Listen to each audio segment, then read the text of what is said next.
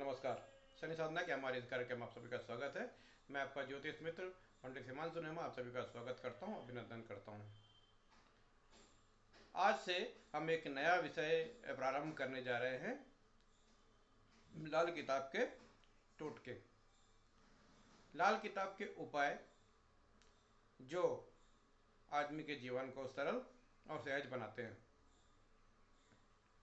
लाल किताब के अनुसार यदि हम अपनी ग्रह स्थिति समझ लें तो उसके द्वारा हमें क्या करना चाहिए और क्या नहीं करना चाहिए, इसकी जानकारी हमें मिल जाती है और ये बड़ी सरलता से समझ में आ जाता है। तो आइए आज से स्टार्ट करते हैं। और आज हम पहला चैप्टर ले रहे हैं कि यदि आपकी कुंडली में राज्य स्थान में दशम स्थान में गुरु है तो आपको क्या करना चाहिए और क्या नहीं करना चाहिए। देखिए, मैं आपको समझाता हूँ कि लाल किताब में दशम भाव क्या होता है। ये कुंडली देखिए, कुंडली में ये जो भाव है, ये भाव देखिए, ये दशम भाव है राजस्थान। आपकी कुंडली में भी यहाँ पर यदि नंबर कोई भी हो, यदि इस भाव में यदि गुरु बैठा है तो आपको ज़्यादा भाग्यवादी नहीं होना चाहिए।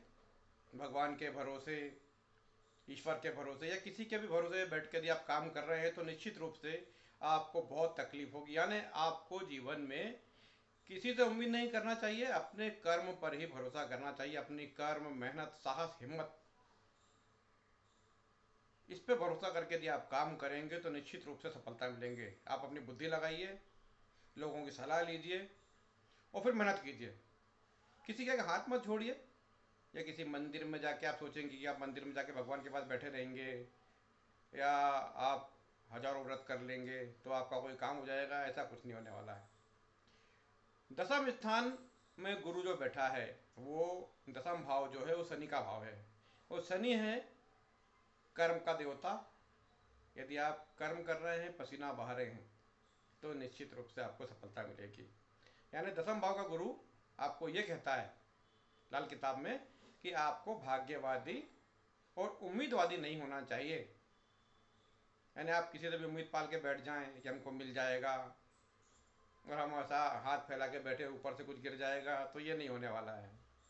और इससे आपको ज़्यादा तकलीफ होगी, समय भी निकल निकल जाएगा आपका और आपका काम भी नहीं होगा। बाद में आप जिसके भरोसे उसको गाली देंगे या उसको अपशब्द कहेंगे। तो ये जो चीज़ें हैं, दसम में आपका गुरु है तो पहली बात तो आपको कर्मठ होना चाहिए। दूसरी बात, आपको व्यर्थ का परमार्थ नहीं करना चाहिए।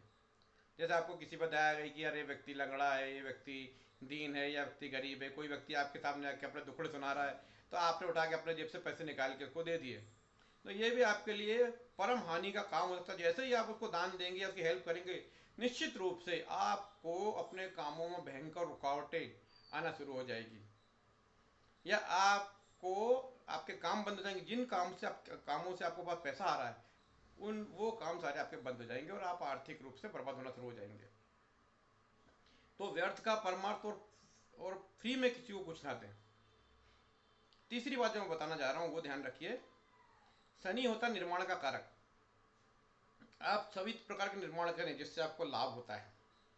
आप ठेकेदार हैं तो आप किसी का ठेका लें, उससे पैसा कमाएं तो वो भी आपको फायदा देगा।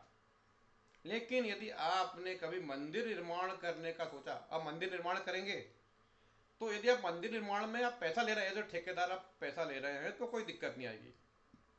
लेकिन आपने सोचा कि मैं परमार्थ के तौर पर मंदिर निर्माण में पैसा दूंगा और मेरे दान से मंदिर बनेगा, तो निश्चित रूप से एक बात लिख कर रख लीजिए, जैसे ही आपने दान दिया और मंदिर का निर्माण शुरू हुआ, वैसे ही आप कोर्ट कचहरी के चक्कर में फंस जाएंगे।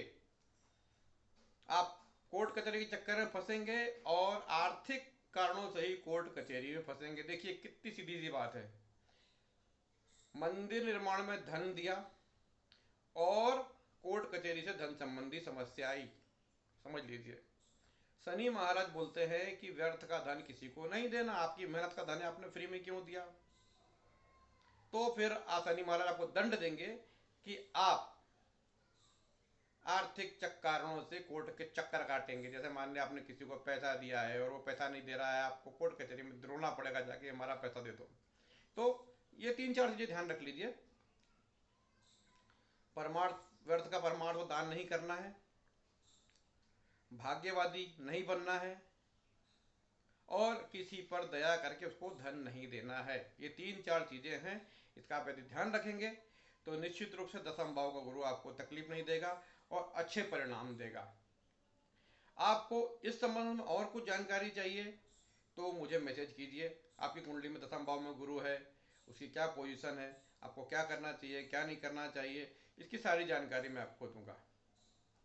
लेकिन ये जो इस एपिसोड में मैंने बताया कि आपको क्या नहीं करना चाहिए उसका बराबर ध्यान रखें तो निश्चित रूप से आप बहुत बड़े नुकसान से बच जाएंगे। तो ये रहा हमारा लाल किताब का पहला एपिसोड, जो हमने बताया कि दसम भाव में यदि गुरु हो तो आपको क्या नहीं करना चाहिए, वरना कोर्ट कचहरी के चक्कर काटने को तैयार रहना चाहिए। तो ये रहा हमारा पहला एपिसोड। अगले एपिसोड में हम दूसरे सब्जेक्ट को लेंगे।